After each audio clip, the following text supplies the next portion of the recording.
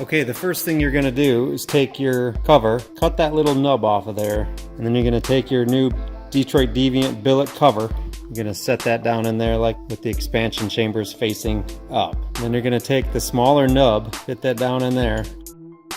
So you've already removed your original cover and you've removed the original bail. Set this down over, line up the pin that's in the back, the hole that the bail was in. Alright, so this one here, the easiest way to do it is to lift the cover up a little bit, line up the pin with the hole, the bail hole in the master cylinder, set the cover down over. Now you just drop in your 2 bolts.